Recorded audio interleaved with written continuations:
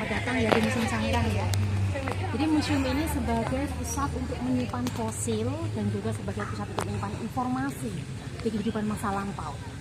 Jadi yang ini adalah luas situsnya. Sejauh mata memandang itu adalah luas situs. Temuannya fosilnya dari situsnya, kemudian disimpannya di museum ini. Untuk luas area museum ini 11.000 meter persegi. Jadi ketebalannya memang paling tebal di sini area museumnya. Di sini induknya. Ke klaster itu kecil karena itu perwakilan saja. Di sana ada klaster ngebung itu tentang para peneliti. Dan di sini juga ditemukan pertama kali flex industrinya atau budaya alat batunya. Jadi selain evolusi manusia, ada evolusi lingkungan dan juga evolusi budaya untuk alat batu mereka. Karena mereka kan hidupnya di zaman batu. Untuk temuan tengkorak di situs Sangiran ini 50% terbanyak di dunia temuan di situs Sangiran. Jadi separuh temuan di dunia itu di Sangiran. Jadi Sangiran sudah diadu oleh UNESCO sebagai situs warisan budaya dunia.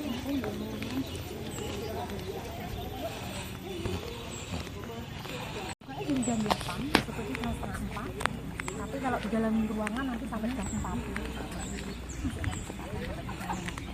Kalau di ruangan itu masih terpisah, jadi satu ruangan. Jadi dalam klaster, kalau klaster itu hanya satu ruangan saja. Pindah ke sini itu 1986, jadi pindah itu 1973. Di depan pohon beringin itu plakat asli yang dari UNESCO. Sangiran diambil oleh UNESCO tahun 1995. Sebagai situs warisan budaya dunia. Jadi UNESCO juga melakukan kegiatan, termasuk kegiatan ekskavasi. Jadi sudah 28 tahun sampai sekarang. Jadi untuk kedatangan dari UNESCO itu sekarang sudah 2 tahun.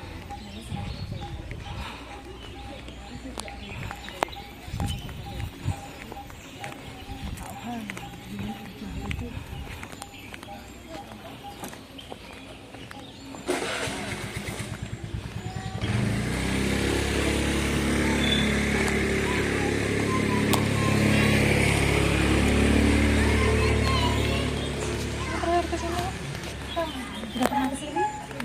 Aku sih SMA. Wah, SMA. Waktu suwi. Dulu parkir ketika masih di sini ya? Nggih, di sini. Kan pindah ke sana karena atas kebijakan pemerintah desa. Jadi pindahan ke sana.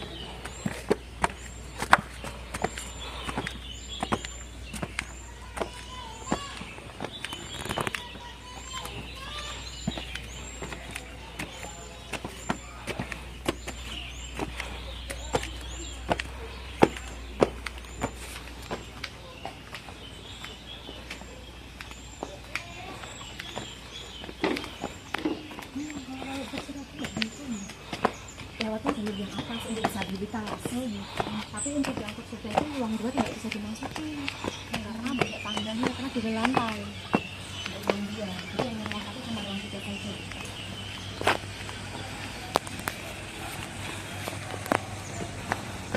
Nah sekarang ini kita berada di lapisan tanah yang umurnya 1.800.000 tahun lalu.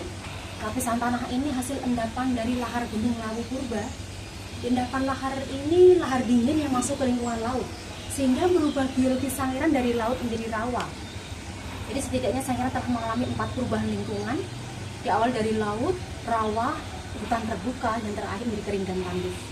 Tapi endapan lahar ini tidak mengandung fosil mamalia, jadi aman untuk dijadikan bangunan museum yang permanen.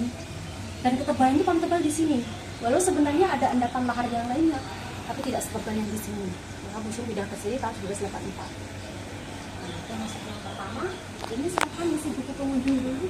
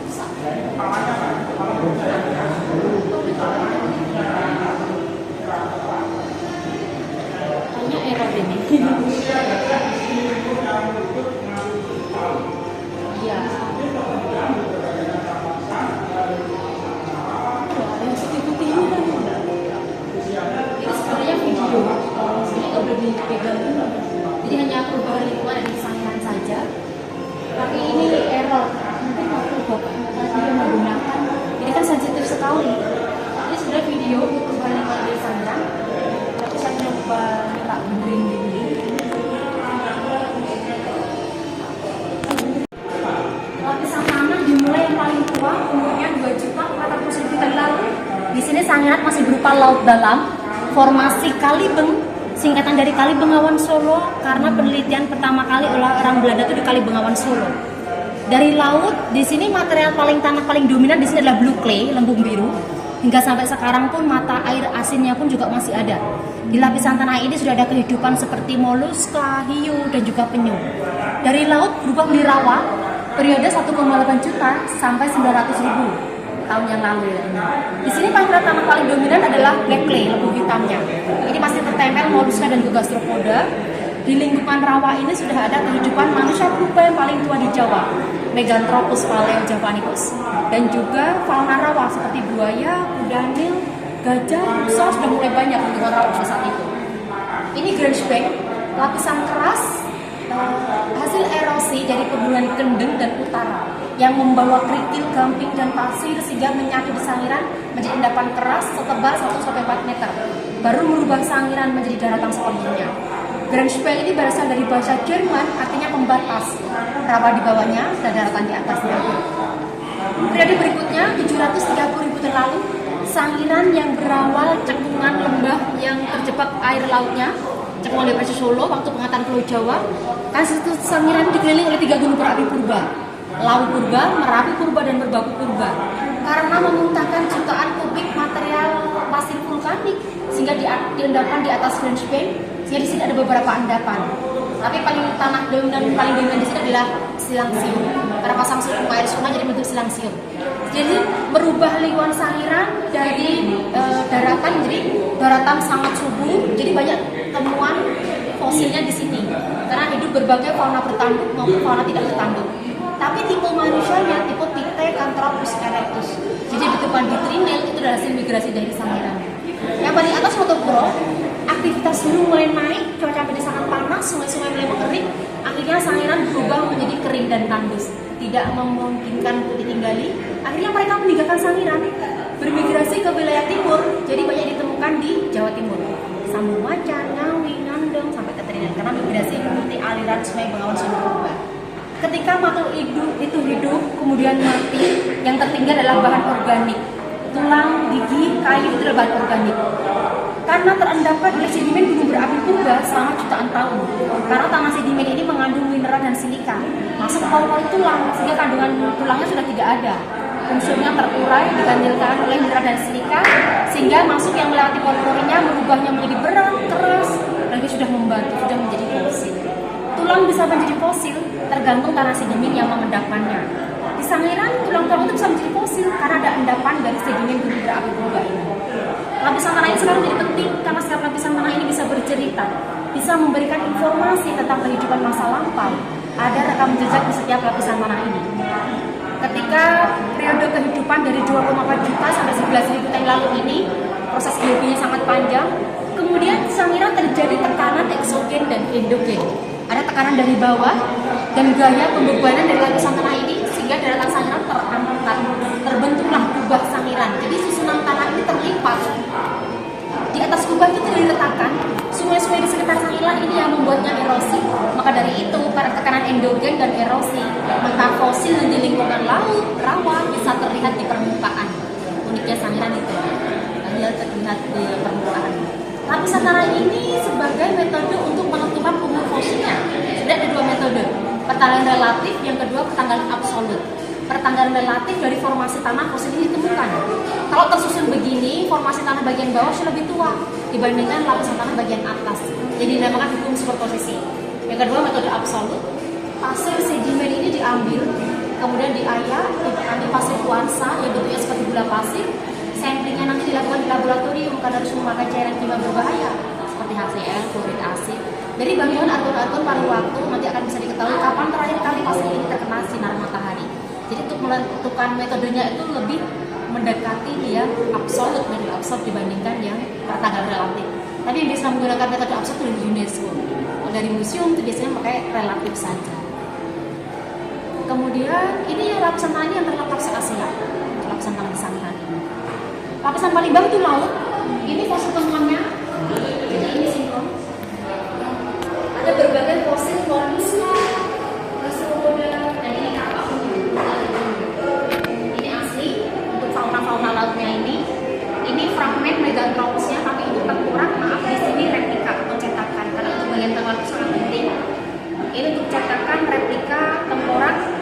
Meganthropus paleojavanicus. Dulu ahli menamakannya mega, itu artinya besar, paleo itu tua, javanicus yang paling tua di Jawa. Sementara yang tipe yang kedua ini Pithecanthropus, sama dengan temuan Eugene de Bois di Trinil. Eugene de Bois menamakannya Pithecanthropus erectus, Pite dari kata Pithekos, artinya kera, erectus berdiri tegak dari tulang sanggurnya. Dulu dinamakan sesuai ciri tengkorak maupun tempat temuannya, seperti Homo soloensis, Malaysia Trinil. Sekarang ahli setelah melakukan penelitian ternyata mereka ini masih satu spesies yang sama, spesies Homo erectus, cuman periode kehidupan dan volume otak yang berbeda. Ini fosil fauna laut yang membuktikan sangiran dulu masih berupa laut dalam. Ini fosil penyu, coral, karang, kerang raksasa, dan juga berbagai jenis mollusks lain. Ada muret, Litella, Bivalvia, Telescopium, yang ini Tridacna gigas untuk bahasa ilmiahnya. Kerang ya. Kan gede ya. Ini ada 3 spesies gajah, 3 jenis gajah yang berbeda, hidup di Sangiran dan fosilnya juga ditemukan di Sangiran. Spesies paling tua ini adalah gajah mastodon, ini agak primitif, berada di berotot. Yang kedua ini Stegodon. Stegodon Trigonocephalus ini primadona gajah Sangiran karena fosil terbanyak dalam Stegodon ini. Stegodon ini yang satu periode dengan mamut, itu yang Stegodon ini. Spesies ketiga ini ada Elephas. Elephas ini yang evolusi kerangka gajah sekarang, gajah modern. Jadi secara anatomi tubuhnya berbeda, yang ini masih primitif, yang ini bisa membuahkan pohon yang tinggi, badannya itu juga punggungnya lebih naik ke atas, telinganya lebih kecil dibandingkan Elephas. Elephas itu punggungnya lebih rata, telinganya lebih lebar. Dan garingnya posisinya seperti ini milik Stegodon.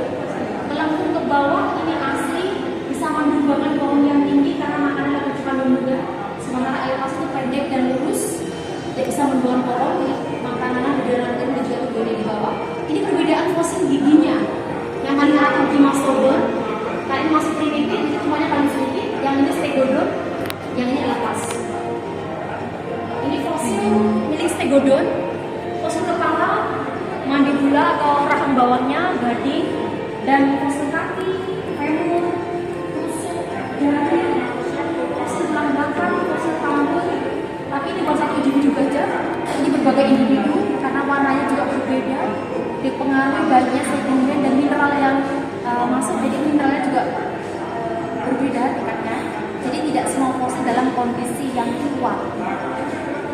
Tapi ini tidak boleh dipegang karena tangan kita membawa ternyata dengan asam klorida, itu tidak bisa dipegang. Dulu warga masyarakat sebelum kedatangan peneliti, karena masyarakat itu masih awam, melihat ini mereka mengiranya itu tulangnya raksasa atau balung buto.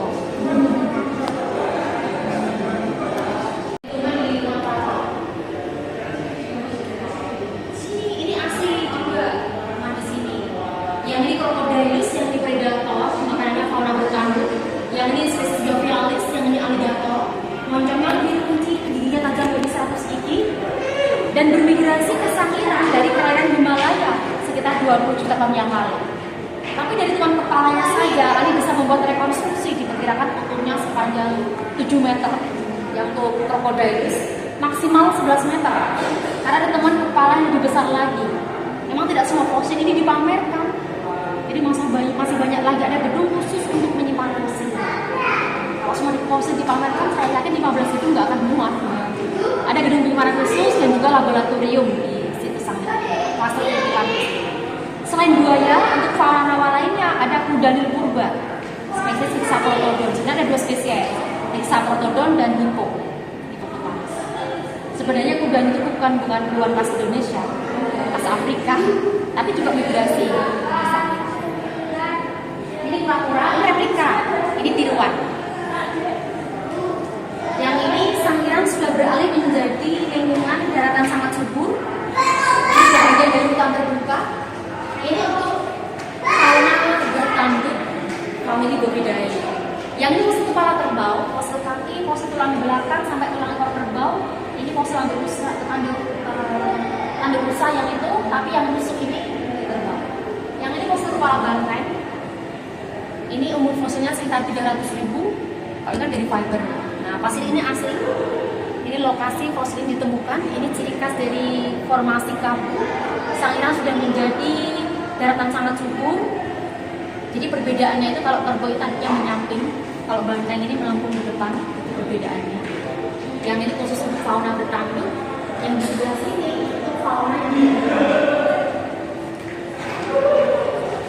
yang ini ada fosil kepala harimau kecil sekali, ini masuk spesies harimau.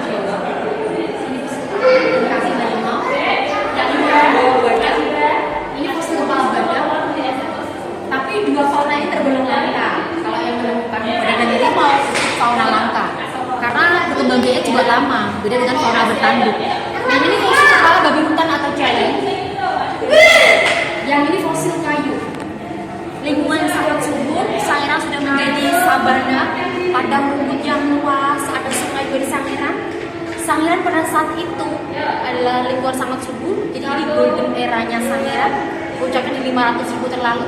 Karena faktor makanan inilah banyak fauna ini bermigrasi ke Sangiran. Begitu juga dengan Homo erectus, karena tujuan mereka juga masih monomaden. Mereka cukup lama menetap di Sangiran. Kemudian ada 1 juta lebih mereka menetap di Sangiran.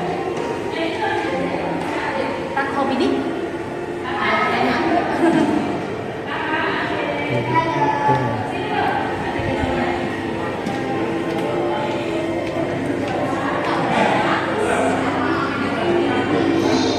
Sejarah manusia purba ditorehkan sejak pada ditemukan di Afrika. Ini spesies mamuka, Australopithecus africanus. Kehidupan manusia purba awal dan mengalami temuannya hanya di Afrika dengan volume otak masih 450 cc sekitar 3,5 juta tahun yang lalu. Ini untuk manusia purba awal. Ini spesies yang lain, spesies yang berbeda. Ini Homo habilis. Ini yang mendapat nama Homo pertama. Homo bukan berarti negatif. Homo dari kata hominid atau hominidae. Ini sudah bisa membuat peralatan alat batu, perkakas aldoan yang ditemukan di lembah Odobe Afrika. Ini sudah memiliki ciri manusia. Ini juga spesies yang lain. Tapi yang kecil-kecil ini, mereka belum mampu bermigrasi keluar dari Afrika.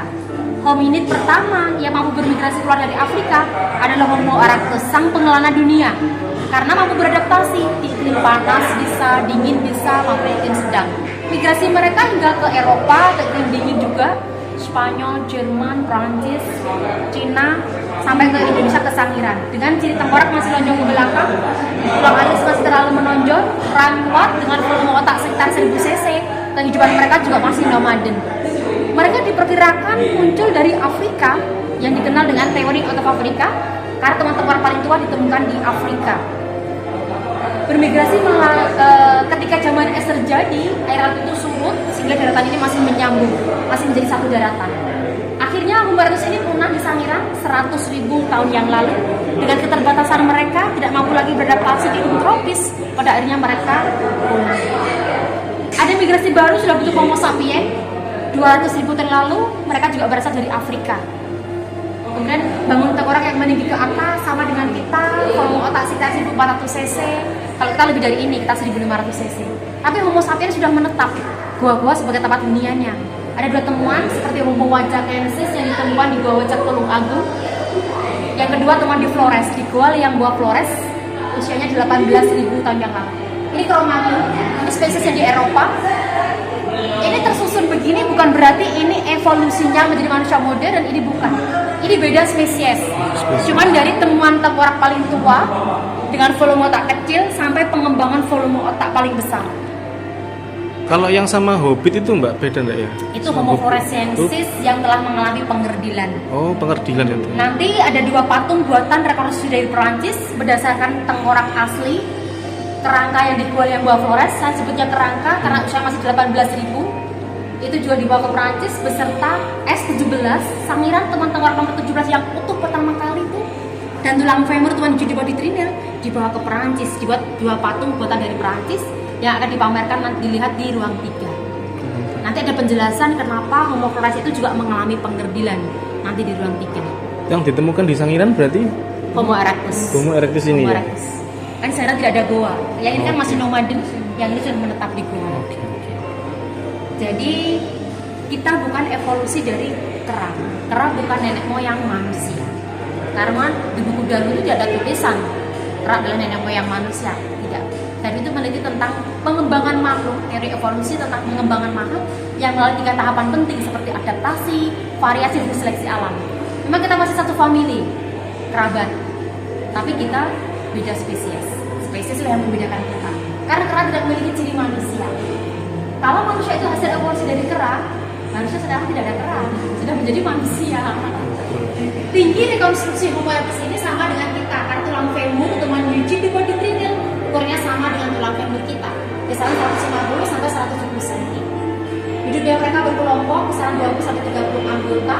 Mereka belum mengenal pakaian, bahkan belum berbahasa. Komunikasi masih menggunakan bahasa isyarat atau gerakan. Jadi kehidupan mereka di zaman batu, di era Paleolitikum, zaman batuan paling tua. Dan mereka masuk di prasejarah, jadi film sejarah. Ini titik-titik teman tengkorak yang ada di sini sana.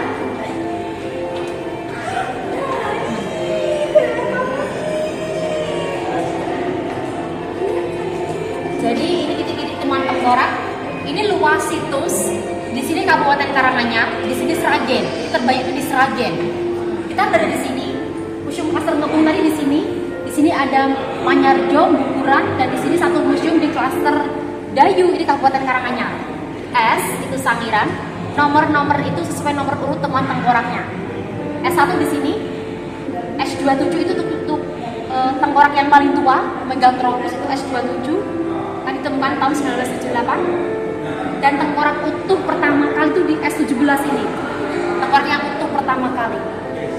Berkat riset penelitian dari Profesor Hadi Widianto, ahli paleoantropologi dari UGM, riset dia yang mengenal ke kancah dunia, Sangiran yang menjawab dunia.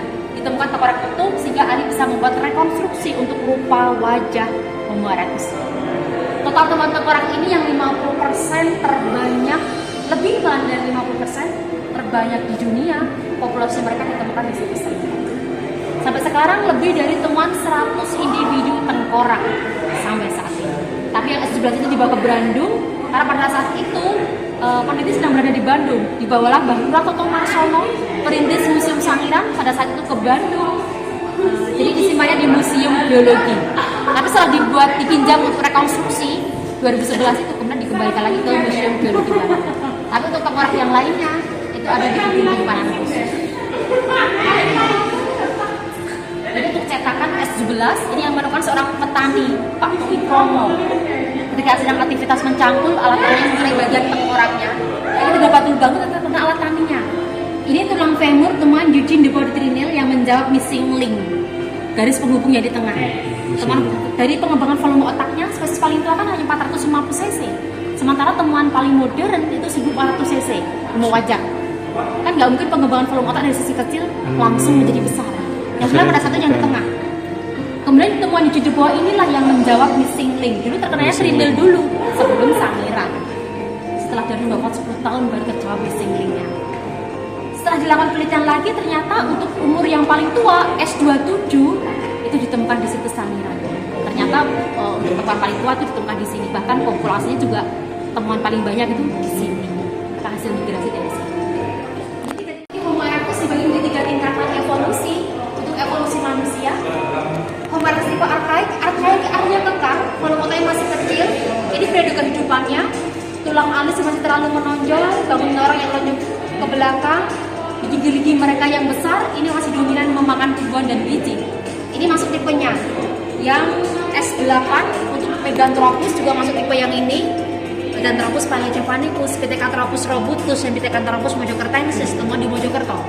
Ini spesies paling tua. Ini perkirakan bocah Mojokerto. Karena masih anak-anak. Ini evolusinya tipe tipik atau tipe klasik. Ini periode kelanjutannya, tapi ini volume otaknya 1000 cc. Tulang alis tidak terlalu menonjol dibandingkan tipe arkaik. Yang ini sudah banyak dominan berburu. Dari morfologi fosil yang ditemukan ini bisa diteliti. Morfologi giginya itu telah mengalami tingkat kemiringan karena harus mengunyah daging itu lebih kuat sehingga otot wajah ini tertarik. Bisa disimpulkan dari pemakan tumbuhan bukan dari pemakan daging. 2 tipe ini saja yang ditemukan di Sangiran sudah terbanyak di dunia. Soalnya Sangiran sudah banyak sekali menyumbangkan sumbangsi untuk pengetahuan dan temuan arkeologis ke kancah dunia. Karena itu Sangiran sebagai pusat penelitian juga. Ini tipe paling maju, ini periode kelanjutannya. Ini Homo erectus tipe paling maju ini tidak ditemukan di Sangiran karena aktivitas perubahan lingkungan jadi sangat aktif, gunung-gunung berapinya, cuaca jadi sangat panas. Akhirnya Sangiran memiliki denda tandus yang ini sudah total meninggalkan Sangiran, mengikuti aliran Sungai Bengawan Solo Purba, jadi bermigrasi ke wilayah timur. Banyak ditemukan di Sambung Macan, Trinil, Ngawi, Ngandong, Blora. Jadi masih itu juga tengkorak itu masih semi fosil. Saya sebutnya semi karena terendapannya lebih mudah. Beda sudah terendapan jutaan tahun silam, sudah terfosilisasi secara sempurna. Pada akhirnya ini punah 100.000 tahun yang lalu karena seleksi alam. Masyarakat tidak mampu lagi beradaptasi. Pada akhirnya tidak bisa terhindar dari kepunahan. Jadi aliran Sungai Bengawan Solo Purba itu beda dengan aliran Bengawan Solo yang sekarang. Karena ada kenaikan wilayah di daratan di wilayah Gunung Kidul sehingga berubah alirannya dari utara menjadi selatan. Kalau disebut fosil itu gimana Mbak? Ciri-cirinya fosil itu gimana? Fosil itu karena sudah mengalami proses fosilisasi. Proses fosilisasi adalah perubahan unsur dari bahan organik menjadi anorganik. Bahan organik kan yang tertinggal sampai seperti tulang, gigi, kayu, terendapan oleh sedimen gunung berapi purba selama jutaan tahun. Kandungan tulangnya sudah tidak ada. Fosfor, kalsium sudah tergantikan, terkurai, digantikan oleh mineral dan silika yang masuk melewati pori-porinya. Sehingga sudah mengeras. Jadi dia berubah dari organik ke anorganik. Jadi tingkat kerasnya juga variasi, tidak semua sama. Karena banyak mineral dan masuk, kadar oksidasi juga pengaruhnya banyak. Dan tidak semua fosil dalam kondisi utuh. Ada juga yang fragmen, potongan. Ini kerangka, tapi ini replika berdasarkan temuan ekskavasi asli dari tim ahli di wilayah Bukuran. Itu menemukan fosil Kudanil purba atau Hexapodon. Ada dua spesies, Hexapodon dan Kudanil. Tapi bedanya itu Hexapodon dan Hippo. Bedanya di gigi serinya ini. Ini ada 6 gigi seri, 2, 3, 4, 5, 6. Tapi kalau untuk Hippo itu hanya 4. Jadi yang dua tengah ini turun kemudian menghilang. Itu perbedaan antara spesies Hippo dan Hexapodon. Sebenarnya Kudanil itu bukan hewan khas Indonesia. Purba bukan berarti ukurannya besar-besar, tapi eranya jutaan tahun silam.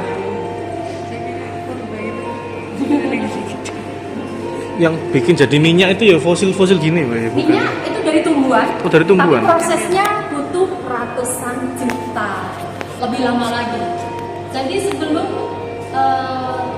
awal ketika bumi ini sudah ada daratan dua besar pangean.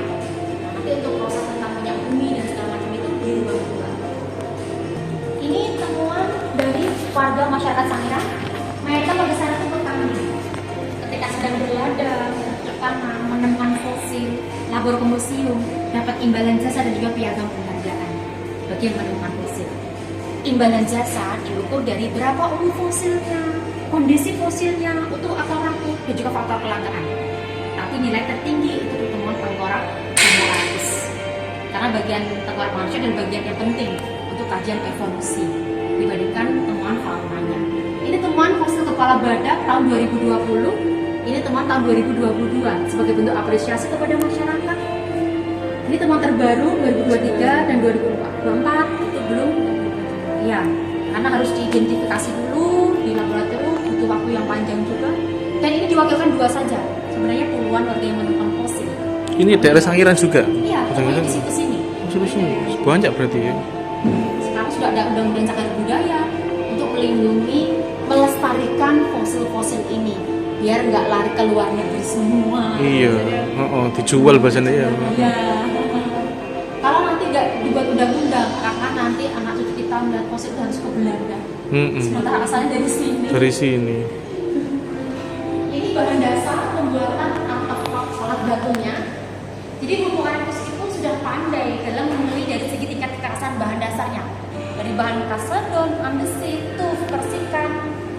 Dari tingkat segi kekerasannya, mereka dengan cara memangkaskannya. Kalau itu batu itu keras, mereka menggunakan sebagai alat batu. Tapi kalau rapuh, mereka tidak menggunakannya. Homo erectus sudah mempunyai kepandaian untuk dalam memilih dari segi tingkat kekerasannya.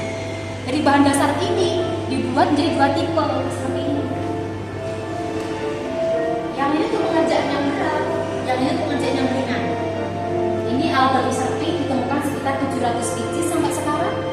Untuk kegiatan menyayat, menguliti, memotong daging untuk kerja yang ringan.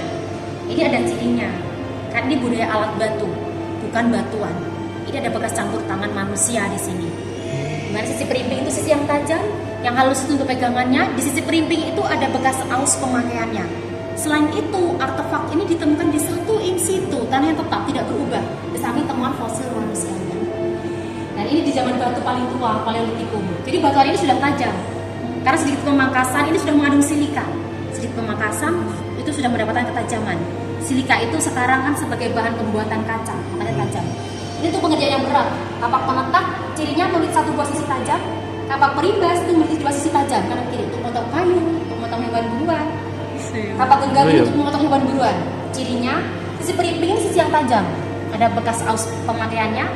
Sisi yang halus itu untuk pegangannya, sisi yang tumpul itu untuk landasan pukul, untuk memotong gajah misalnya.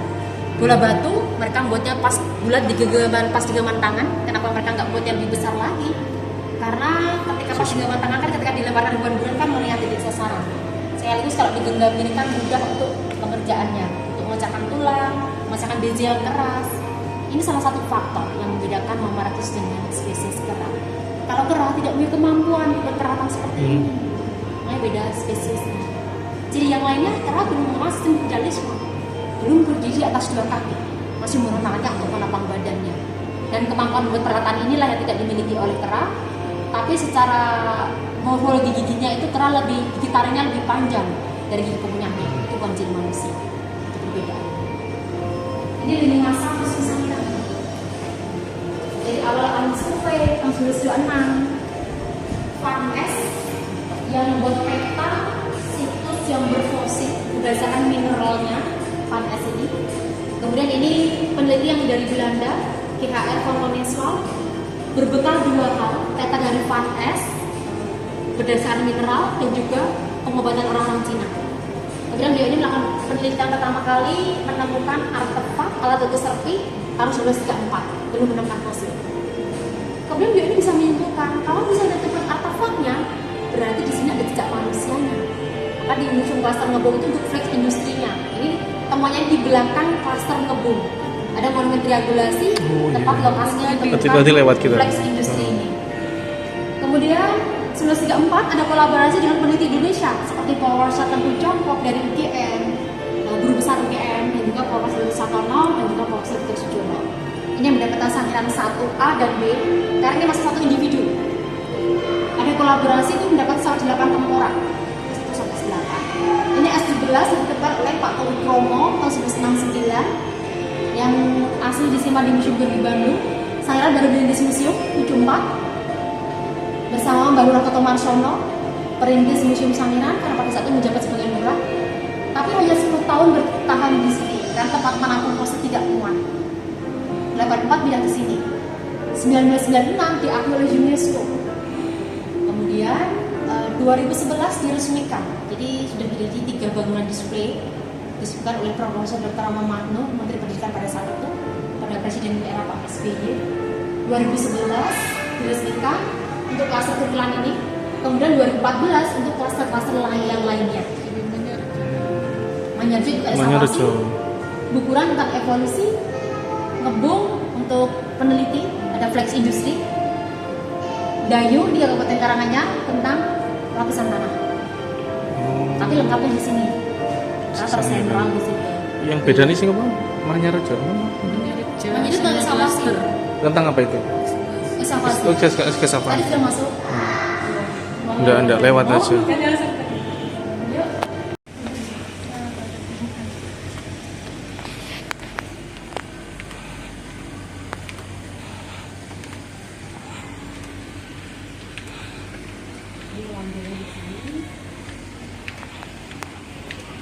Ada 2 lantai, ruang 2. Makanya kalau disabilitas tidak bisa masuk ke sini. Dia hanya ruang 1 sama ruang 3. Disabilitas.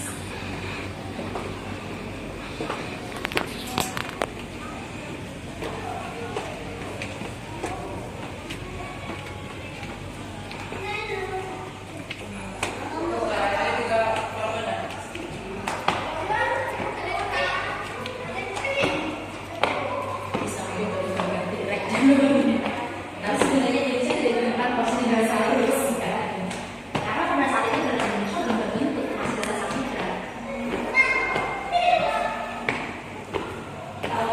Homo sapiens itu berarti bukan zamannya dinosaurus ya? Bukan Mesozoikum soalnya. Untuk manusia purba ini di masa Kenozoikum, tapi di zaman Kuarter. Kalau Mesozoikum itu kan dibagi 3 masa, Cretaceous, Jurassic. Nah, tapi dinosaurus menduduki puncaknya di zaman Jurassic 200 juta tahun yang lalu. Di awal dengan ledakan besar Big Bang. Karena ledakan besar Big Bang inilah proses terjadinya alam semesta terjadi sekitar 12 miliar tahun yang lalu. Karena ledakan besar Big Bang inilah terciptanya gagasan mineral, sakti, planet, bintang, dan asteroid lainnya. Dan ini batu meteor. Ini asli. Kecil karena sudah tembus terbakar atmosfer, pecah dan juga kecil. Kandungannya tidak sama dengan batu yang ada di bumi. Ini mengandung oksigen juga besi. Ampul kan dulu ketika membuat keris campur juga batu meteor. Dalam istilah geologi di sini dinamakan zaman Prakambriya, bumi terbentuk sekitar 4,5 miliar tahun yang lalu.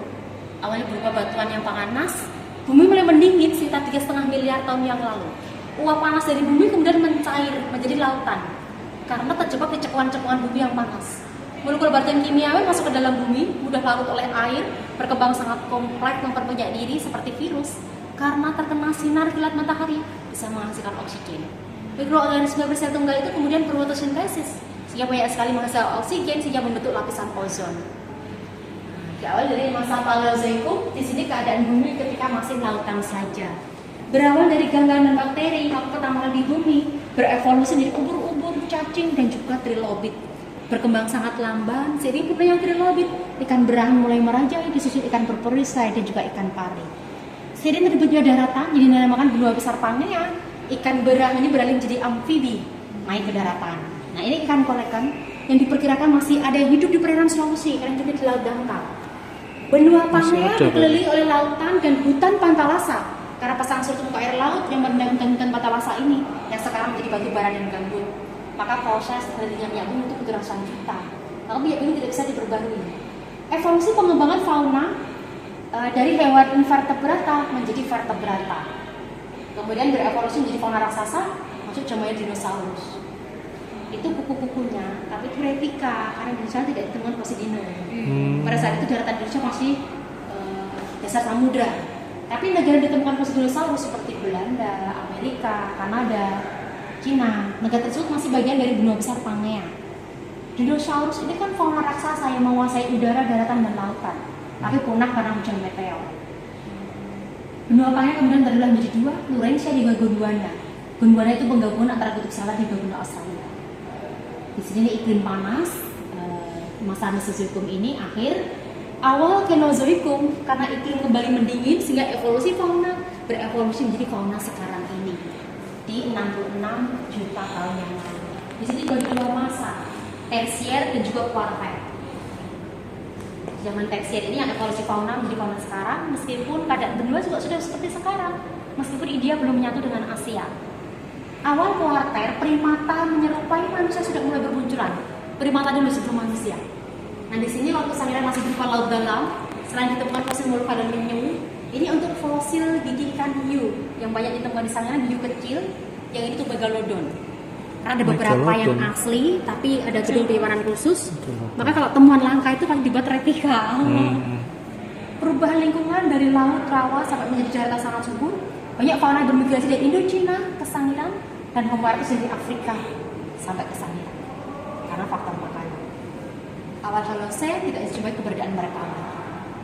Ini tentang proses evolusi. Proses evolusi menuju manusia, bukan menjadi manusia. Ini berurutan. Teori Darwin itu, bukan? Ini berurutan, bukan berarti ini evolusi yang menjadi ini, seterusnya menjadi manusia modern. Bukan. Ini spesies yang berbeda. Diurutkan karena temuan tengkorak paling tua dari volume otak kecil sampai temuan kerangka paling muda dengan pengembangan volume otak besar. Yang ini beda spesies, bukan evolusinya, karena lemur saat ini juga masih tetap lemur. Lemur tidak berevolusi. Ini temuan primata paling tua, Dryopithecus sekitar 18 juta tahun yang lalu.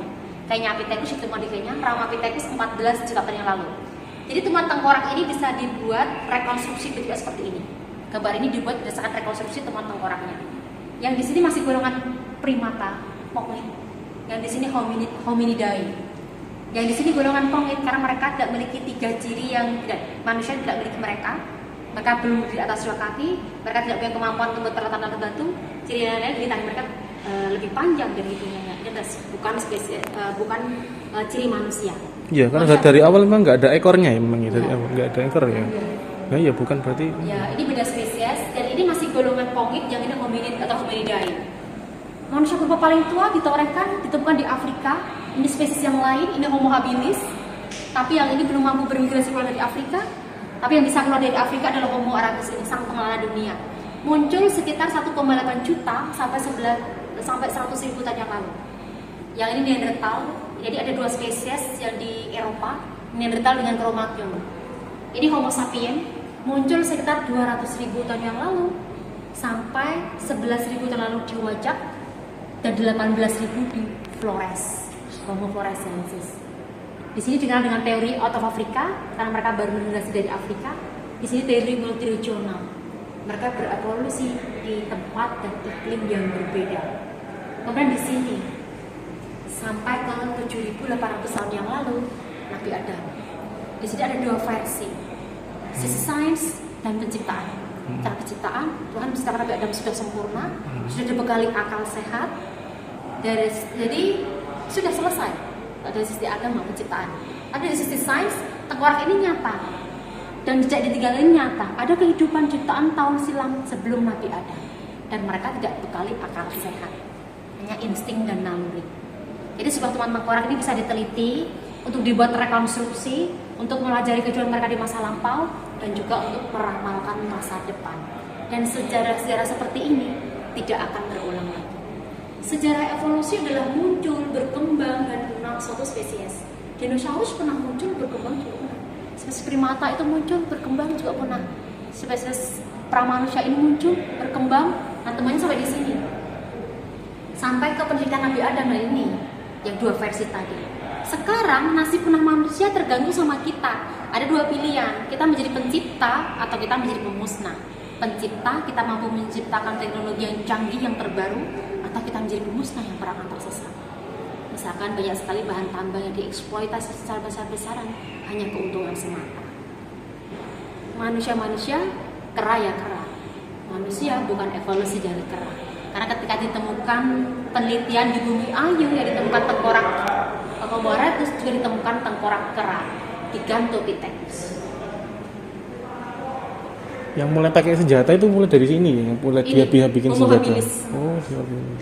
Ini yang ditemukan di lembah Odowe Afrika. Oh, Afrika. Tapi yang ini sayang sekali belum mampu beradaptasi selain iklim di Afrika, jadi masih tak ada solusi di Afrika. Tapi yang bisa keluar dari Afrika adalah Homo erectus, sang pengelana dunia. Sebuah teori bisa terpatahkan kalau ada bukti temuan terbaru. Memang sampai saat ini teori out of Africa belum terpatahkan karena belum ada temuan tengkorak yang lebih tua lagi selain di Afrika. Tapi untuk nenek moyang bangsa Indonesia, teori out of Taiwan yang mematahkan teori Yunan Cina terpatahkan karena jejak-jejak Austronesia itu lebih tua di Formosa Taiwan dibandingkan di Indonesia. Jadi nenek moyang kita dari Taiwan. Taiwan. Ini Cro-Magnon. Jadi mereka masih sudah mengenal pakaian, beradaptasi di iklim dingin sehingga membuat pakaian dari hewan-hewan mereka. Ini spot untuk berfoto saja, menggambarkan rumah mereka. Tapi ini spot foto. Karena zaman dulu nggak ada kacanya. Iya, nggak ada kaca.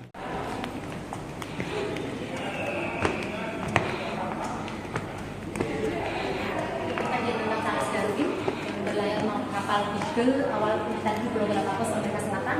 Karena fauna di Galapagos ini sangat unik, tidak ada di tempat lain. Ini garis bilas, fauna itu dibedakan menjadi 3 bagian. Ini wilayah barat, tengah, dan juga timur. Karena di sini masih ada paparan Sunda yang menggabungkan Pulau Jawa, Sumatera, Kalimantan, dan Asia ini masih menjadi satu daratan.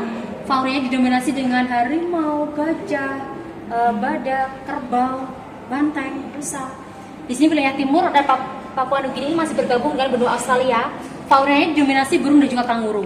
Yang di tengah fauna endemik, Komodo menjadi fauna endemik kan didapatkan di Pulau Komodo saja. Dari Charles Darwin tentang pengembangan makhluk yang melalui 3 tahapan penting seperti adaptasi, variasi, dan seleksi alam. Kemarin kita juga mengalami seleksi alam waktu pandemi. Oh iya. Dan ini variasi, ini sebagai medianya adalah boneka kelinci. Misalkan yang hitam itu jantan, yang putih betina. Keturunannya nanti ada yang mirip yang jantan, mirip bapaknya atau mirip ibunya, atau campuran. Tergantung genetiknya lebih kuat antara X dan Y. Ini yang mendukung teori evolusi yang sependapat George Mendel teori kacang polong. Ini biolog-biolog dari Jerman. Jadi ini untuk Ernest Haeckel. Jadi Eugene de Bois menamakan temuan di trinil itu Pithecanthropus erectus karena terinspirasi dari Ernest Haeckel ini tentang penelitian tentang primata Pithecanthropus alalus, kera-kera yang belum berbahasa. Eugene de Bois menamakan temuannya Pithecanthropus erectus, kera yang berdiri tegak. Meskipun teori evolusi juga menuai pro kontra, tapi yang kontra tidak dipajangkan ini.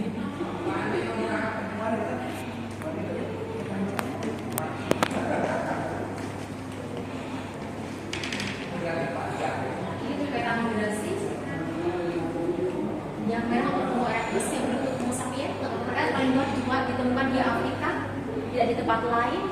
Yang merah bermigrasi dari Afrika, jalur dari Homo erectus dari Afrika ke Eropa, Cina hingga sampai ke Samira. Kemudian ada migrasi baru, tapi tidak bentuk Homo sapiens karena volume otaknya sudah besar, jadi jangkauannya melebihi Homo erectus yang dulu pernah bermigrasi. Proses migrasi ini dipengaruhi oleh gempa tektonik, kenaikan muka air laut, dan juga pergeseran lempeng, sehingga daratan ini masih menyambung, masih menjadi satu daratan. Ini ada dua pendapat teori ini, teori penggusuran dan juga teori kesinambungan. Teori penggusuran, jadi ini manusia modern itu awalnya hasil evolusi di Afrika. Satu ibu di Afrika baru menyebar, tapi yang di sini putus, dan itu baru tergantikan. Yang ini kesinambungan atau multiregional, awalnya mereka berasal dari Afrika. Kemudian bermigrasi dulu ke berbagai tempat dan berevolusi di tempat mereka bermigrasi. Ras Negroid dari Afrika, Kaukasus dari Eropa, Mongol dari Cina, Australia dari Asia Timur dan juga Australia. Kalau Indonesia dari mana keturunannya, Pak? Indonesia itu campuran, awalnya dari Mongoloid, kemudian tercampur Australoid. Maka di Indonesia wilayah timur itu lebih kulit hitam karena dari suku aborigin dari Australia. Mongoloid itu. Jadi ada ya orang Afrika saja nih. Oh enggak kia. Dari campuran Mongol. Campuran Mongoloid. Karena yang tadi Taiwan dan Cina itu kan ras Mongoloid. Tapi kalau kita kan sawo matang, di Jawa kan sawo matang kan campuran dengan Melanesia, Australo-Melanesia untuk yang dari Australia. Tapi itu sebelum bercampuran dengan India dengan yang lainnya. Yang ini tentang Eugene de Bois yang menemukan missing link di trinil Pithecanthropus erectus di trinil. Awalnya seorang dokter muda yang melakukan penelitian pertama kali itu di hutan-hutan karena beranggapan primata banyak hidup di hutan. Akhirnya setahun tidak membawa hasil yang maksimal Eugene de Bois ini. Kemudian pindah ke tanah Jawa, mengikuti aliran sungai Bengawan Solo Purba. Kemudian di gedung Brebes Trinil inilah menemukan tulang femur dan atap tengkorak dengan volume otak 1000 cc. Inilah garis penghubung volume otak yang di tengah. Tapi Eugene de Bois tidak melakukan penelitian di Sangiran. Yang melakukan penelitian di Sangiran adalah PHR Component Squad. Ini yang pertama kali menemukan artefak tahun 1934 adalah beliau. Ini ada kolaborasi dengan peneliti Indonesia tadi. 3 peneliti Indonesia. Dan ini generasi penerus para peneliti. Sampai sekarang Ada Profesor Teguh Joko, ya, beliau kan sudah meninggal. Yang 3 serangkai ini sudah meninggal. Sekarang yang murid dari Profesor Teguh Joko adalah Profesor Dodi Widianto, ahli paleontologi dari UGM, yang ini dari ITB. Yang ini perintis mesin Sangiran, barulah Toto Marsono. Dulu beliau kan menginap di rumah perintis museum ini karena tokoh masyarakat.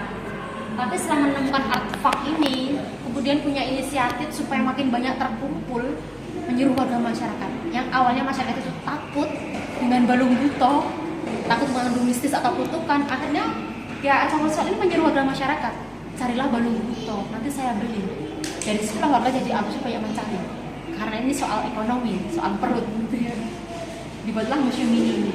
Kan di sini tempat menampung fosil tidak muat, pindah ke sini dapat tempat.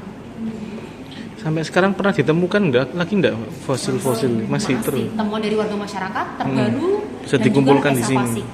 Esensinya ada 2, dari pihak UNESCO dan juga dari museum. Semua pendanaannya untuk dari museum itu dari Kementerian pendidikan pusat.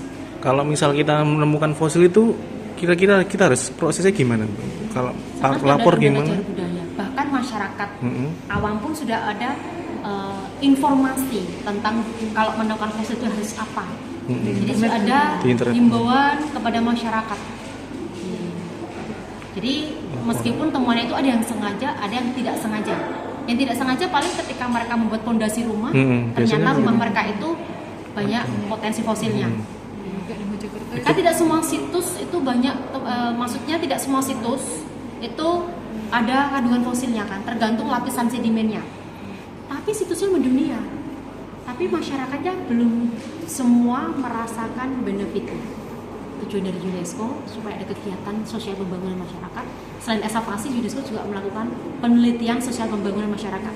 Supaya masyarakat di situs jauh itu bisa menerima benefitnya. Gitu. Situsnya mendunia, memang di sini Sangiran itu satu-satunya situs yang ada penduduk masyarakatnya. Atau di tempat lain itu kalau situs steril. Tapi kalau di sini kan duluan masyarakatnya Iya. dibandingkan temuan situsnya. Beda dengan Borobudur. Borobudur kan temuan situsnya dulu, baru masyarakatnya. Makanya itu kan steril. Tapi ada juga yang masyarakat, misalkan ladangnya di situ pernah ditemukan fosil, kemudian menyerahkan kepada pemerintah untuk lahannya dibeli dengan nilai yang fantastis di atas nilai umumnya, bahkan berkali-kali lipat. Bukan karena luasnya tidak terlalu luas.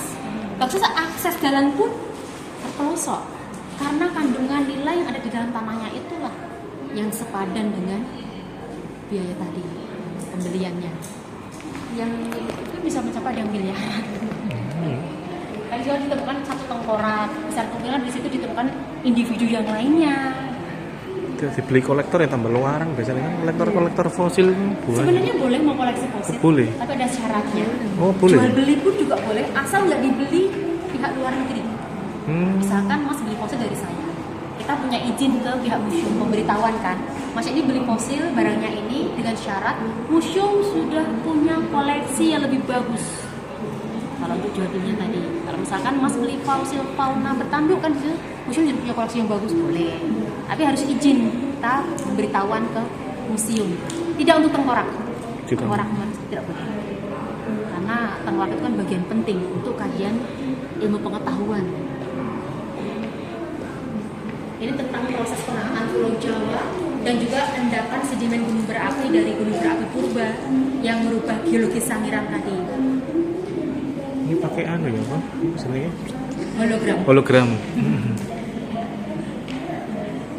Ini perubahan lingkungan atau proses geologi dari Sangiran dipengaruhi oleh aktivitas gunung berapi purba.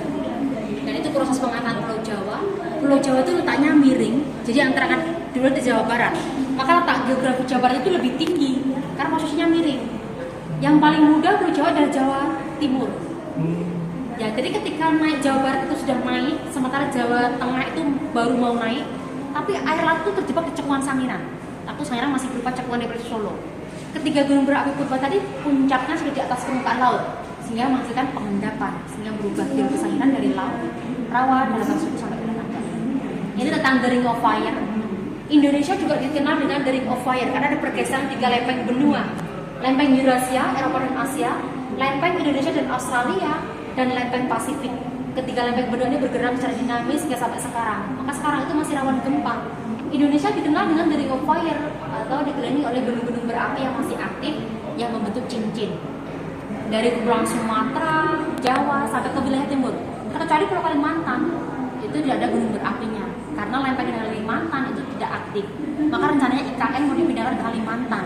Meskipun aman dari gempa bumi maupun gunung meletus kalau tidak ada, tapi lahan di Kalimantan itu bergambut, jadi seperti spons yang menyerap air. Ada resikonya. Ini nomor registrasi ketika Sangiran diakui oleh UNESCO ke-593. Ini hologram 3 dimensi, semua fauna yang pernah bermigrasi ke situs Sangiran.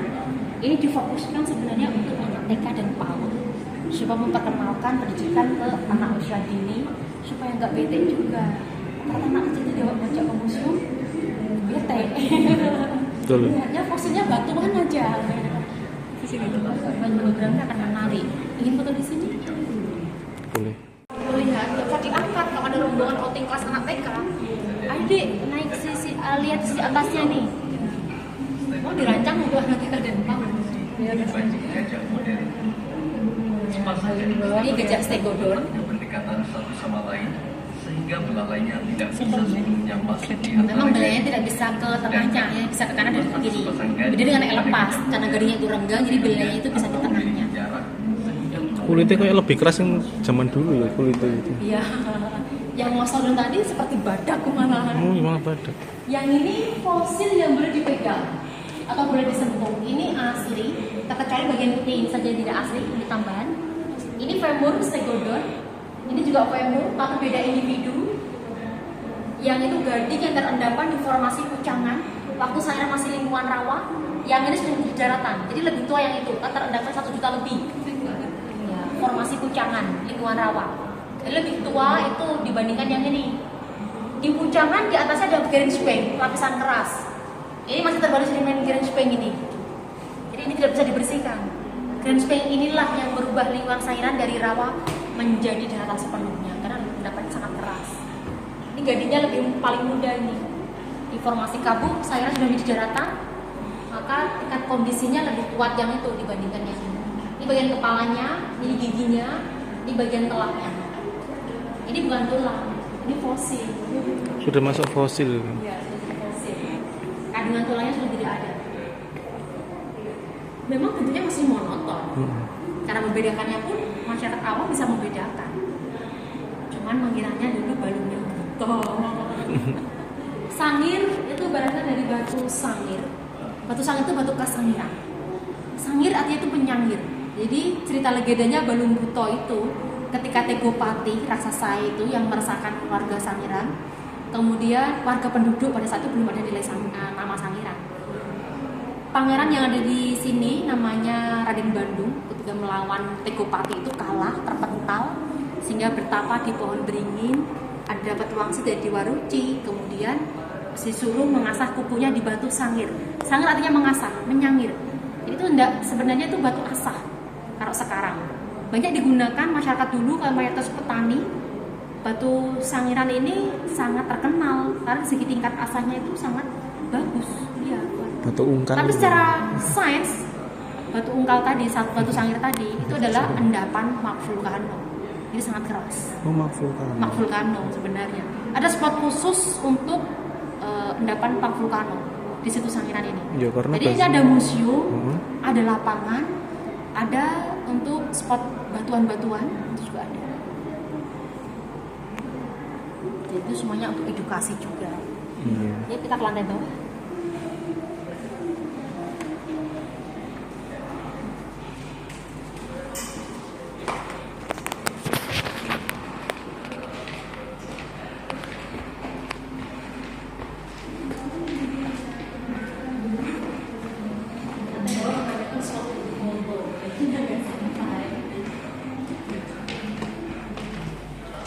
Tapi ada kajian tentang Adam dan Eve juga. Ini masih mengulang tentang 3 tingkatan Homo erectus, tipe artai, tipik, dan juga progresif. Ini awal Pleistocene pada masa Pleistocene pada saat itu kehidupan mereka. Yang ini ada dan Eve. Kalau saya di sini menyampaikannya kembali keyakinan masing-masing saja, karena dari keyakinan orang kan beda-beda. Kalau ini dipercaya Adam dan Eve ini berasal dari Afrika. Ini kurang yang barat itu sebenarnya ada beberapa faktor bencana alam, gunung meletus, gempa bumi, faktor keracunan. Ketika mereka sudah awal berburu belum mengenal api, daging dimakan mentah masih banyak mengandung bakteri, tapi pasti mereka pernah karena seleksi alam. Ini suatu foto, ini juga suatu foto. Ojo. Tapi tidak sesuai rekonstruksi aslinya, yang sesuai nanti di ruang 3. Ini diorama ketika mereka sedang berburu. Aktivitas berburu, mereka berburu secara berkelompok menggunakan senjata bola batu untuk lemparan duluan. Kayu dan cincin mereka berimbas. Ini alat pemukul. Ini menggambarkan antara pemangsa atau dimangsa, berburu atau diburu. Awalnya antelop ini mangsanya harimau. Kalau pewaris ini bisa mengusir harimaunya atau membunuh harimaunya, dapatkan dua-duanya, atau bahkan sebaliknya, harimau ini juga akan memangsa mereka. Mereka menggunakan insting berburu untuk mendapatkan makanan. Karena dengan mendapatkan makanan mereka mampu bertahan hidup, berburu untuk bertahan hidup. Jadi kehidupan mereka pada saat itu sangat keras. Yang digambarin cowok sama cewek juga. Insya Allah. Tapi ini tidak sesuai rekonstruksi aslinya, hanya menggambarkan diorama aktivitas berburu saja. Ini rahang bawah gajah stegodon. Ini temuan sedimennya lebih muda, disimpan di dalam ruangan kaca. Jadi fosil-fosil ini selain dikasih cairan paraloid, cairan untuk melindungi kadar kelembaban fosilnya. Karena ketika fosil itu masih dalam tanah kan masih terjaga kadar kelembabannya. Tapi ketika sudah dievakuasi di udara terbuka kan fosil itu menjadi kering. Jadi butuh perawatan juga. Museum setiap hari Senin tutup, tujuannya untuk perawatan di dalam display maupun di gedung penyimpanan. Jadi selain dikasih cairan paraloid tapi berkala, tergantung kondisi fosilnya. Kalau itu agak rapuh, semacam itu temuannya lebih mudah, ini lebih sering. Misalkan sekitar 3 bulan sekali untuk cairan paraloidnya. Atau yang lebih kuat itu bisa setahun sekali, bisa beberapa tahun sekali, itu tergantung kondisi fosilnya. Dan kalau disimpan di dalam ruangan kaca, ini ada segi kajelnya. Jadi seperti beli sepatu baru, kan bisa di segi kajel. Ini rahang bawah gajah stegodon. Nah, ini budaya artefak, tapi ini bahan dasarnya tidak ditemukan di Sangiran. Ini bahan dasar dari batu rijang. Jadi kalau ke lapangan arkeologi di situ Sangiran menemukan artefak batu rijang, berarti itu alat batu, bukan batuan. Karena spot bahan dasarnya di sini tidak ada untuk batuan rijang. Tapi setelah dilakukan penelitian oleh Profesor François Semah, ahli arkeologi dari Perancis, beliau adalah perwakilan dari UNESCO, ketika melakukan penelitian di Pegunungan Sewu, itu menemukan spot bahan dasar batuan rijang. Bisa disimpulkan Homo erectus ini membawa batuan rijang dari Pegunungan Sewu, dibawa digunakan untuk artefak di situs Sangiran. Karena spot bahan dasarnya tidak ada. Kalau batuan lainnya, kalsedon itu ada. Untuk batu rijang tidak ada. Jadi ini masih kecil-kecil. Ini sudah belum handal berburu. Ini ketika mereka kan masih dominan memakan bunga dan biji, tapi ini awal berburu, mereka menggunakan alat batu serpih yang kecil-kecil ini ketika untuk ada binatang yang mati, kemudian untuk menyat menguliti. Nah ini belum handal berburu. Yang pasti mereka belum mengenal api yang ini.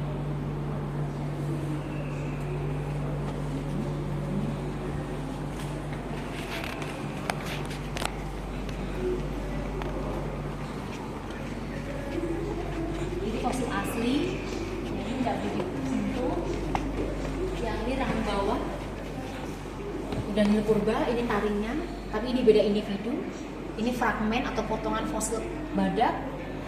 Itu fosil femur kaki, maaf tulang femur. Yang ini gambar ini difoto atau diambil dari video yang diorama yang ini. Ini tidak belum mengenal api.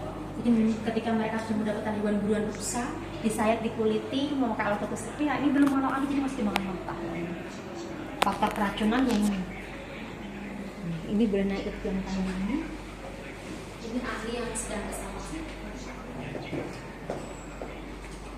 Tapi kalau museum klaster Manyarjo itu ada ekskavasi yang real. Tapi temuannya itu fosil banteng kalau di sana yang real. Jadi kalau mobil ya, tapi kalau sepeda motor langsung jadi di tepi gerbangnya. Karena itu kecil juga. Jadi yang ini diorama ketika ahli sedang ekskavasi diawali karena sampai sekarang belum ada alat pendeteksi fosil. Beda dengan alat pendeteksi minyak kan ada. Karena belum ada, jadi ahli ini masih survei ke berbagai tempat mencari tanah yang banyak potensi fosilnya. Wawancara kepada masyarakat juga penting. Di mana warga itu ada yang menemukan fosil di sebelah sana, Pak. Aku menemukan di sebelah sana, Pak. Kemudian juga ketika survei itu mencari tanah yang ada serpihan fosilnya. Misalkan di sini ditemukan serpihan, di sini ditemukan serpihan, besar kemungkinan kan di sini juga banyak potensi fosilnya. Kemudian membuat kotaknya, ukurannya disesuaikan tempatnya saja, kan tempat satu tempat lain itu berbeda. Setelah ditentukan kotaknya, kemudian diprosesnya digali sedikit demi sedikit, memakai cangkul itu 20 cm turun, baru diletakkan tanahnya, kemudian disaring bertahap. Dari situ turun lagi, kemudian bertahap. Ketika ekskavasi tidak boleh memakai alas kaki ataupun sepatu, jadi harus nyeker. Takutnya tanah sedimen dari tempat lain akan terbang kotak ekskavasi, akan mengecokkan hasil laboratoriumnya ketika menemukan suatu fosil. Nah, untuk setelah menemukan fosil, misalkan itu dibersihkan pakai kuas, dan di tepian itu dikasih gipsum dan juga resin. Setelah keras baru diangkat fosilnya supaya minim akan patahan di fosilnya supaya aman. Nah, nanti lokasi tempat ditemukan fosilnya itu nanti diukur dari atas permukaan tanah dengan X dan Y. Nanti ketika dimasukkan ke komputer akan terlihat 3 dimensi posisi tempat fosil itu ditemukan. Dan tidak semua kotak ada hasilnya juga, ya pernah zoom juga. Tapi potensi itu juga resikonya sangat sedikit sekali, karena kan ketika survei itu juga menentukan. Dan kotaknya tidak hanya satu kotak, biasanya 3, maksimal 3. Kalau berupa bukit itu bisa atas, bagian tengah, bawah. Dinding ini akan memberikan informasi ketika eksavasi. Kan di sini periode lebih banyak dibandingkan di periode yang itu lebih sedikit. Jadi misalkan di kedalaman sini belum menemukan fosil, dinding ini kan memberikan informasi. Kalau ini kan periodenya masa keemasan. Nah, nanti kalau ada silang siur, menandakan dulu di sini ada aliran sungai. Jadi kotaknya mungkin dilanjutkan setengah ini turun ke bawah. Dari dinding ini akan memberikan informasi. Gitu. Tapi untuk penggalian dari UNESCO itu lebih detail lagi. Mereka menggunakan bambu, diruncingkan soal tanahnya. Sangat detail sekali. Kalau di kotak eksavasi ini tidak menggunakan cangkul maupun tidak memakai bahan yang dari logam. Itu dari UNESCO. Tapi untuk dari ahli dari Indonesia itu masih menggunakan. Dan relatif penggalian ini sekitar makan waktu sekitar 2-3 minggu. Tapi dari survei, eksavasi sampai mengembalikan tanahnya. Jadi kalau tanah ini milik warga, minta izin dulu, ada izin jasanya. Atau setelah selesai mau dikembalikan lagi. Nah, nanti kalau ada temuan fosil-fosil kerang misalkan itu boleh, karena itu boleh diambil. Itu tergantung limbah, itu boleh diambil. Rata-rata minta dikembalikan karena tanah warga masyarakat itu kan relatif mata pencaharian mereka. Berlangsungnya sampai berbulan-bulan. Kalau dari survei, eksavasi sampai ke laboratorium tuh butuh berbulan-bulan, waktu sangat lama. Dan butuh keterlibatan juga ketika di laboratorium sama ahli-ahli juga. Kalau tanah yang ditemukan artefak-artefak gini nih bisa subur nggak buat ditandur tanaman? pH tanahnya masih normal. Masih normal. Di Sangiran masih normal. Karena perubahan lingkungan itu berlangsung sampai 11.000 saja. Jadi 11.000 sampai sekarang sudah normal kembali. Kan aktivitas gunung naik kan hanya sekitar itu saja. pH tanahnya masih normal sekitar 6,8 sampai 7,8. Jadi pohon jati pun juga di sini tumbuh subur. Bahkan yang di daerah irigasi yang di sekitar Sungai Cemara itu masih 3 kali panen. Tapi kalau di luar bukit-bukit itu hanya 1 kali panen untuk padi karena mereka memanfaatkan tanda hujan. Nah, kalau di musim jalinya mereka menanami singkong, jagung, kacang, macam itu. Di sini banyak tumbuhan jati soalnya. Kalau tadi ke situs-situs itu kan banyak tumbuhan jati kan di sini dekat dengan pabrik mebel punya Pak Jokowi. Kemarin Pak Jokowi juga meninjau program kerja ke Sangiran. Di daerah sawah yang di Sangiran itu mendapat bantuan pompa air dan juga kombi mesin panen padi. Mampir ke sini di belakang museum ini ada ruangan edukasi, mampir di situ bagi-bagi sembako untuk warga Sangiran. Kemarin cuma bagi-bagi kaos. Nah itu. Kan di sini netral ya enggak.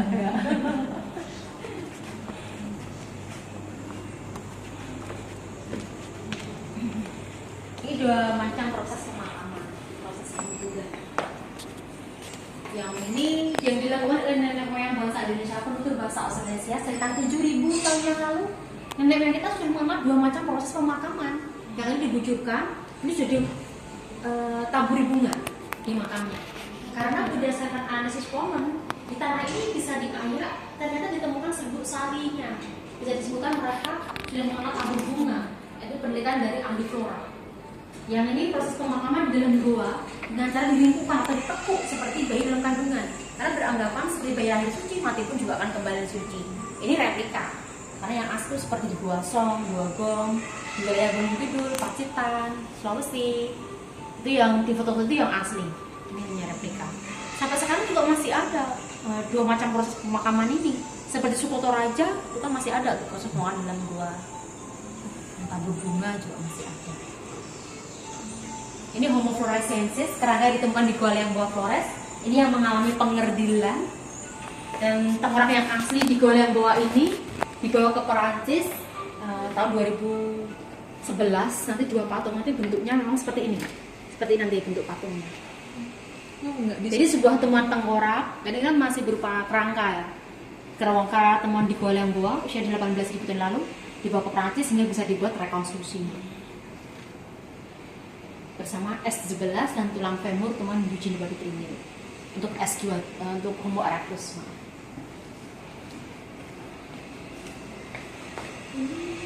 Ini sebenarnya puzzle.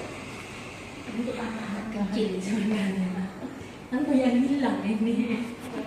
Ini penutur bahasa Indonesia, asal usul bangsa Indonesia. Dulu ahli berpendapat yang dimulai dari Yunan Cina. Iya. Sekarang ahli teori Yunan Cina itu terpatahkan karena ahli menemukan jejak Indonesia itu lebih tua di Formosa Taiwan dibandingkan di Yunan Cina ternyata. Ini kita asal dari Taiwan, kemudian bermigrasi melalui Filipina, menginjakkan yang pertama di Borneo, Kalimantan. Kemudian baru menyebar. Yang ke Sumatera tercampur dengan Cina akhirnya. Malah di sini masih bersih-bersih, campuran dengan Cina. Tapi yang penutur bahasa Australia ke Borneo ini ke Pulau Jawa tercampur dengan Melanesia, kulit hitam. Pulau Jawa jadi asal Melanesia kulitnya sama matang. Tapi itu di Sulawesi dan Borneo ini masih murni, tidak ada campuran. Jadi masih kenal dari Taiwan. Nenek moyang kita asal dari Taiwan. Karena zat teman gerabah paling tua, budaya sampai sekarang ini gerabah itu paling tua ditemukan di Formosa, Taiwan. Dan juga kapak beliung persegi yang digunakan nenek moyang kita untuk bercocok tanam. Ini di era zaman batu Neolitikum, zaman batuan muda. Tapi untuk perkakas Paleolitikum itu perkakas yang ditemukan di Sangiran ini atau budaya dari Homo erectus itu Paleolitikum, Mesolitikum, zaman batu tengah, ini zaman batu muda nenek moyang kita. Setelah zaman batu muda, Neolitik baru Megalitikum, zaman batuan besar. Setelah zaman batu berakhir baru zaman logam, perak dan perunggu, baru zaman kerajaan itu masuk sejarah, ini kan prasejarah. Yang ini ekskavasi pengayaan dari UNESCO. Ada ekskavasi khusus namanya PCTS Nano. Itu khusus untuk penggalian dari UNESCO. Itu tanahnya milik warga sebenarnya, tapi disewa oleh UNESCO sebagai badan arkeologi penggalian internasional. Dan di tepian Sungai Pucung ini, Museum Nano itu juga bisa dikunjungi. Dan ini samplingnya diayak di aliran Sungai Pucung, karena lebih cepat. Sekaligus diambil sampling untuk pasir kuarsanya. Kemarin waktu pandemi itu salah satu tim anggota kita itu juga disuruh Pak François untuk mengambil pasir kuarsanya langsung dikirimkan ke Prancis untuk sampling metode absolut. Nah, ini Bapak François-nya, fotonya yang berjaket coklat bawah ini. Ini perwakilan dari UNESCO, Bapak François Sema. Profesor François Sema, ahli arkeologi dari Prancis, dan istri beliau itu Ibu Anne-Marie Sema, ahli flora dari Prancis. Jadi bekerjasama dengan MMHN, Museum Natural de Histoire Nasional di Prancis. Yang ini GHR François, itu Mbah Wiranto Marsono. Ini bersama peneliti Indonesia, Profesor Ujako, Profesor Santono, dan Profesor Sujono. Ini Profesor Hadi Widianto. Ketika penggalian bersama Profesor Truman Simanjuntak. Ini Profesor Tony dari ITB. Itu ada foto Raden Saleh. Raden Saleh, fotonya juga di sini. Di Museum Pasar Ngebung itu juga banyak peneliti-peneliti ini. Tapi Raden Saleh fotonya di sini. Meskipun dia ini adalah seorang pelukis bangsawan, dia juga budayawan. Tapi beliau ini salah satu pelopor fosil terbaca dunia bersama lukisannya. Pada saat itu belum ada undang-undang cagar budaya, jadi membawa fosil-fosil dalam kondisi yang bagus dibawa ke Eropa dan tidak kembali lagi ke sini.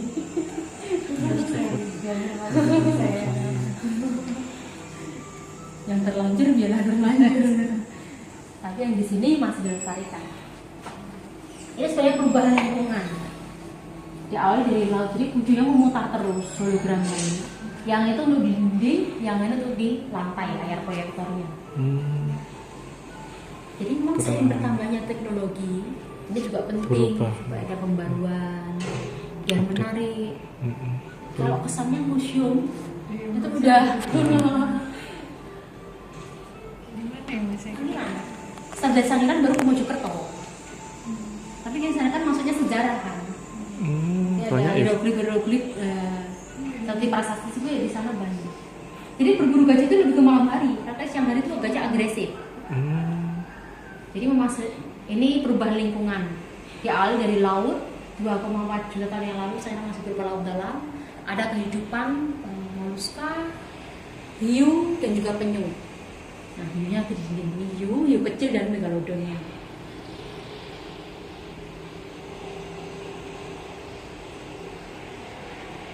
Dari laut berubah menjadi rawa karena ada endapan lahar gunung laut berubah.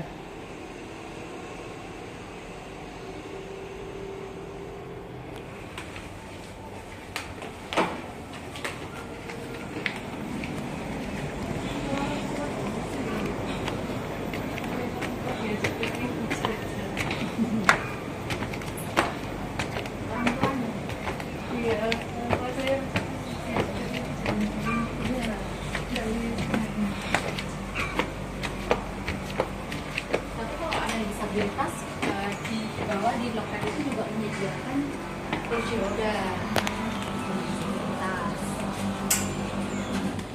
Kalau pulangnya nanti lewatnya sini lagi kan itu landai, memang dibuat untuk disabilitas. Tidak keluar naik tangga sana. Di sini menuju Lang 3 nanti balik lagi ke sini kalau yang disabilitas. Tahun depan musim saya tidak seperti itu lagi. Ya, ditunggu kedatangan lagi tahun depan ya.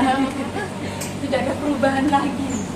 Itu pembangunan sudah diawal dari bawah, dari penjualan kafetarian dan musola di bawah itu sudah dibangun untuk dibuat taman.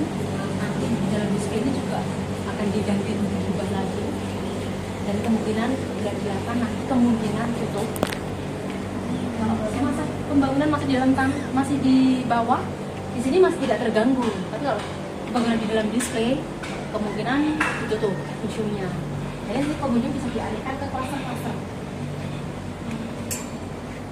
Jadi tahun depan saya harapkan dapat berkunjung lagi bersama keluarga besar. Enggak, enggak. Nanti rencananya tahun baru itu sudah selesai. Jadi programnya memang sudah tahun baru selesai. Ada festival jerami dan juga sangi run tapi run, lari maraton, naik trail. Ini maket miniatur Museum Sangiran, luasnya 11.000 meter persegi, dibangun di atas endapan lahar yang tidak mengandung fosil. Tebal itu paling tebal di sini. Dan ini luas 11.000 itu dibangun secara maksimal, di mana tempat-tempatnya ini juga dibuat sangat hebat sekali. Jadi ruang pertama itu ada 2 tabung posisi di antara endapan lahar.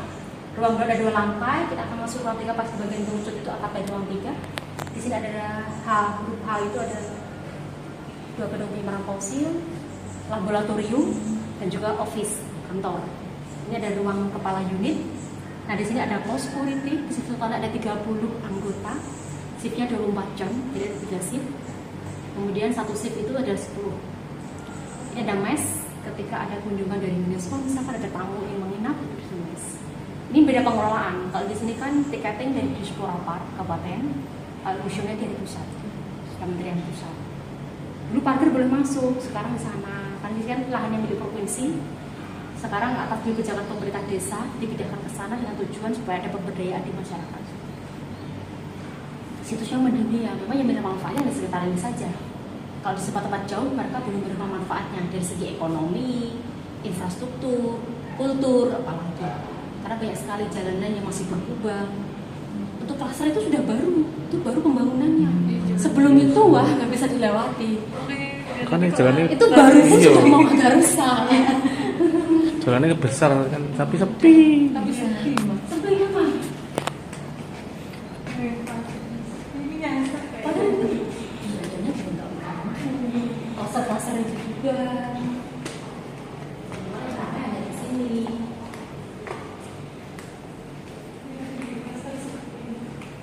Ini untuk ruang 3. Ini temuan yang di luar situs Sangiran yang sudah terintegrasi. Ini yang di dalam situs Sangiran. Jadi yang kerangka yang fosil tulang femur Eugene de Bois yang asli dan S17 yang asli dibawa ke Perancis untuk dibuat patung rekonstruksi. Dibalikin lagi ke Museum Geologi. Kemudian itu proses pembuatannya dari tempat yang utuh sehingga ahli bisa membuat rekonstruksinya. Misalkan dikasih daging, kulit, nah itu ukurannya Ini Elizabeth Dainis, seorang yang membantu rekonstruksinya, dia juga dibantu oleh ahli antropologi. Dan ini hasilnya berbeda dengan patung sebelumnya. Ini buatan dari Perancis, bahannya dari silikon, membuatnya juga sangat detail. Kerutannya dulunya pun tidak satu persatu. Wajahnya berdasarkan tengkorak S17, itu tengkorak itu. Tingginya berdasarkan tulang femur dengan Eugene de Bontempi. Jadi sekitar 160 cm satu tulang femurnya. Warna kulitnya berdasarkan iklim di Sangiran, tropis. Inilah Homo erectus, sang pengelola dunia, berawal dari Afrika 1,8 juta dan hingga sampai ke Sangiran. Pada akhirnya mereka punah. Di Sangiran ini 100.000 tahun. Berbeda dengan virus dan bakteri yang usia 3,5 miliar yang sampai sekarang nggak punah. Mereka mati di umur 35 sampai 40 tahun. Karena telur ini bisa diteliti, tengkorak ini. Dari atap tengkorak itu biasanya untuk lansia itu halus, tapi ini ada garisnya. Dan juga dari giginya, gigi ini bisa diteliti dari tingkat keausan giginya. Giginya belum terlalu aus pemakaiannya, dewasa tapi belum lansia. Dan temuannya paling banyak laki-laki. Jadi memang patung diorama juga paling banyak aktivitas yang laki-laki. Memang posenya juga lebih dari 100 individu itu paling banyak dengan laki-laki. Meskipun tidak ditemukan tulang panggulnya untuk membedakan jenis kelaminnya, tapi dari tulang alisnya itu bisa dibedakan jenis kelaminnya. Maka Homo erectus berdasarkan S17 ini lengkap ada tulang alisnya, jenis kelaminnya laki-laki. Terjawab sudah. Ya kenapa lagi sama Karena mungkin proses fosilisasi juga berbeda dibandingkan tulang fosil termuat. Ini fosil kepala kerbau yang terbesar sampai saat ini. Ini teman dari warga masyarakat tahun 2003. Pada saat itu imbalan jasanya 750.000. Ini dicat dong. Enggak, ini bagian yang hilang. Oh, iya. Ini bagian yang hilang, kan ini ditemukan tidak utuh. Terbesar tapi sayang tidak utuh. Jadi kalau diperkirakan rekonstruksinya mungkin sebesar mobil kayak kerbau ini. Iya. Iya. Usia lebih tua. Tadi lebih tua yang di ruang pertama tadi. Ini 700.000. Karena ini ditemukan di sedimen formasi kabung daratan itu ketika posisinya yang paling bawah sedimennya. Ini yang patah juga. Jadi kalau ada yang patah, museum menggunakan lemnya lebih ke bahan organik supaya ramah lingkungan. Kalau darurat ketika evakuasi boleh memakai lem J atau lem Ateco. Tapi kalau enggak darurat, ini memakai getah pinus karena tingkat rajanya lebih kuat dan itu bisa dipatahkan, bisa dibersihkan lagi. Pakai getah pinus. Melihat patung yang kedua, ini di Perancis ada Homo floresiensis atau manusia Flores, kan ditemukan di Goa yang Flores. Usianya 18 tahun lalu. Ini sudah mengenal dunia. Ini sebenarnya spesies Homo sapiens yang Homo floresiensis itu. Ini ekosistem keseharian. Ini menggambarkan lingkungan sangat subur makan sangat banyak. Jadi ini menggambarkan masa keemasan Sangiran. Berawal dari cekungan depresi Solo untuk pengangkatan Pulau Jawa, saya masih berupa laut dalam. Ada aktivitas vulkanik sehingga berubah menjadi endapan lahar itu merubah menjadi lumbung rawa. Aktivitas vulkanik kemudian menjadi lingkungan sangat subur, sumber makan sangat banyak. Sangiran pada saat itu ini adalah masa subur-suburnya atau golden eranya Sangiran. 500.000 tahun yang lalu Sangiran sudah menjadi sabana, lingkungan sangat hijau, rindang, ada sungai di Sangiran. Di mana ada sungai pasti ada kehidupan. Mereka cukup lama menetap di Sangiran dan juga hidup berdampingan dengan Homo erectusnya. Nah, ini Homo floresiensis, patung yang dibuat di Perancis juga berdasarkan kerangka di Goa Homo Flores. Usianya dewasa, tingginya 1,6 meter. Ini mengalami penggerdilan karena riset penelitian sampai sekarang belum selesai. Masih menjadi perdebatan ahli kenapa Homo flores ini mengalami penggerdilan. Ada dua faktor. Yang pertama faktor karena virus bakteri Microcephalus. Yang kedua karena iklim. Terjadi zaman es terakhir 20.000 tahun lalu di cuaca di Flores sangat panas, sumber makanan terbatas, akhirnya pertumbuhannya melambat atau stunting. Tapi ini juga spesies pintar, meskipun norma yang Homo sapiens kan kalau otaknya 1400 cc kan ini mengalami pengerdilan, otaknya juga mengerdil hanya 480 cc, ini juga spesies pintar. Buktinya perkakas mereka juga sudah bertambah canggih, mereka sudah mengenal limbah dapur. Banyak sekali ditemukan cangkang moluska di Goa Liangboa, meskipun keadaan geografis Goa Liangboa itu jauh dari laut. Bisa disimpulkan Homo flores ini membawa kerang-kerang dari laut, kemudian dibawa ke Goa Liangboa. Homo floresiensis ini pada akhirnya juga punah Jadi bentuk flores saat ini bukan keturunan dari Homo florescensis. Tapi ketika dilakukan penelitian lagi di sekitar Gua Lianghua, ada rekam jejaknya juga ketika ditemukan kerangka gajah stegoda adalah ukuran yang mengecil. Nah, jadi sebagai teman tengkorak ini bisa diteliti, bisa dibuat rekonstruksi untuk mempelajari kehidupan ada masalah. Dan Elizabeth Gaines ini juga mendapatkan penghargaan untuk membuat rekonstruksi yang lainnya, seperti temuan Homo sapiens di Eropa, Neanderthal, Cro-Magnon, temuan di Eropa, tapi untuk patung rekonstruksinya dipajang di Museum Natural de History di Prancis.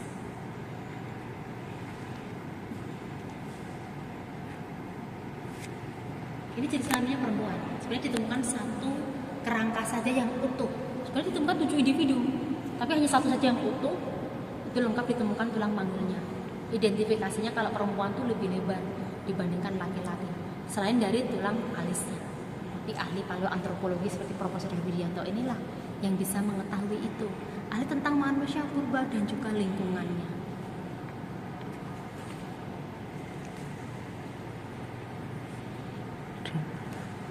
Tapi ini teman kerangka di Flores, tapi juga patungnya dipajangkan di sini, tidak di Flores. Karena ada hubungannya juga kan tentang spesies yang berbeda. Selain Homo erectus di Sangiran, ada Homo sapiens selain di Wajak dan Flores.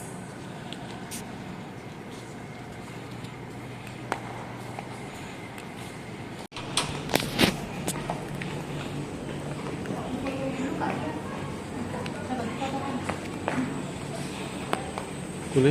Masih ya. Di situ saya mau berhadapan dengan S3 dari arkeologi, paleontologi, wah luar biasa ya, deg-degan juga ya.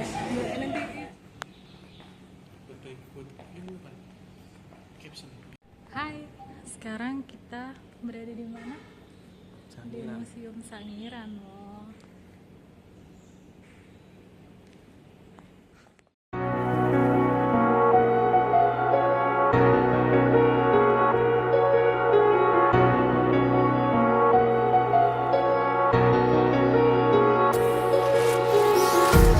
Empty hearts and neon lights, they're playing with my mind. Gotta get out of here tonight. Oh,